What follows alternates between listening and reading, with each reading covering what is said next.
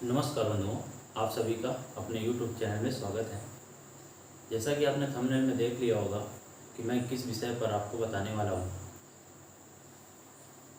क्या है टॉपिक तो कोई नहीं है, बस महत्वपूर्ण जानकारी समझ लीजिए, वो भी रेलवे ग्रुप डी से संबंधित। क्योंकि जो यह वैकेंसी है वो बहुत बड़ी वैकेंसी कही जा सकती है। किसकी दृष्टिकोण से? तो पदों की दृष्टिकोण से। इसमें इस वैकेंसी में कुल 1 लाख प्लस पद है, 1 लाख से ऊपर पदों की संख्या है। और इसके पहले जो वैकेंसी है उसमें 60,000 के लगभग पद थे।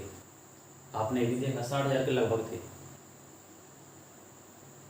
लेकिन अब आप एक अंदाज़ा लगा सकते हैं कि वहाँ पर जो मेरिट गई थी वहाँ से ज़्यादा जाएगी या कम जाएगी। यह तो निर्भर करता है कि एग्ज़ाम का जो पैटर्न है वो कैसा है, मतलब कि जो प्रश्न हैं वो कैसे हैं।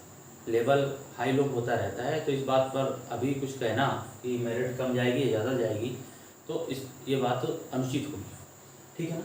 बस सोचना क्या है कि किस विषय को आप अधिक समय दें और किसे कम समय दें, ठीक है। वैसे तो सभी विषय महत्वपूर्ण होते हैं, लेकिन फिर भी किस विषय पर आपको ज़्यादा ध्यान देने की आवश्यकता है।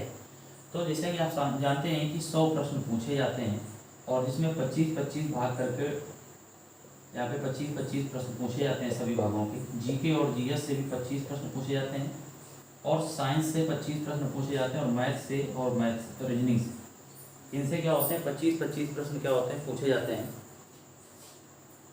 जब 25-25 प्रश्न पूछे जाते हैं तो इसमें कौन सा विषय सबसे अधिक पढ़ें, तो आप जानते हैं कि जीके जीएस का जो क्षेत्र है वो काफ़ी विस्तृत है।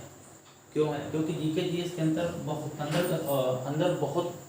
सब्जेक्ट आते हैं, बहुत सारे टॉपिक आते हैं। जैसे इतिहास है, भूगोल है, भारतीय अर्थव्यवस्था है, भारतीय राज्य व्यवस्था है, भारत का इतिहास, भारत का भूगोल, विश्व का भूगोल। इसके बाद पर्यावरण, भौतिक विज्ञान तो खैर नहीं आएगी इसमें क्योंकि साइंस का अलग टॉपिक है। तो मैथ यहाँ पर जो ज़रूरत है आप जो अधिक पढ़ें, हमारे हिसाब से क्या पढ़ें आप, हमारे हिसाब से आप मैथ पर ध्यान दें क्योंकि 25 प्रश्न आने वाले हैं। रीजनिंग पर ध्यान दें और उसमें भी 25 प्रश्न आने वाले हैं। और साइंस, यहाँ पर आपको साइंस पढ़ने की आवश्यकता है, वो भी बहुत अधिक है इसमें भी, क्योंकि 25 प्रश्न आने वाले हैं और ये आप 75 प्रश्नों के लिए अधिक मेहनत करें। और फिर जीके जीएस में वो बात का विषय है, जीके जीएस में कितना आप पढ़ पाते हैं, अगर जितना पढ़ा है, क्योंकि आप ये भी जानते हैं कि एग्ज़ाम इसका बहुत जल्द होने वाला है क्योंकि एनटीपीसी की डेट आ चुकी है।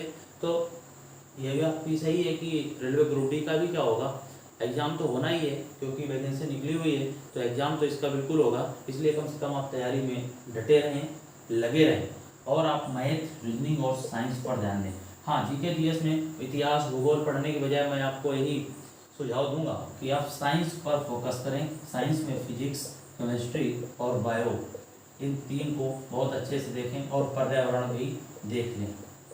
ये 4 टॉपिक साइंस के अंतर्गत आप पढ़ सकते हैं, ठीक है। उम्मीद करते हैं आपको एक छोटी सी जानकारी थी वो मैंने आपको बताने का प्रयास किया, आपको समझ में आई होगी कि आप किस विषय पर ध्यान दें। क्योंकि क्या होता है, प्रायः देखा है छात्रों को कि वहाँ पर जीके जीएस में इतिहास, भूगोल यही पढ़ते रहते हैं, सबसे ज़्यादा समय दे देते हैं और उसमें 1 या 2 प्रश्न बनते हैं। करंट अफेयर्स भी आता है, वो आप साइड में पढ़ सकते हैं, कोई दिक्कत नहीं उसमें। लेकिन हाँ, ये 3 सब्जेक्ट जो हैं ये आप बहुत ही अच्छे ढंग से इनको पढ़ें, यही कहेंगे आपसे। उम्मीद है आपको वीडियो समझ में आया होगा। धन्यवाद।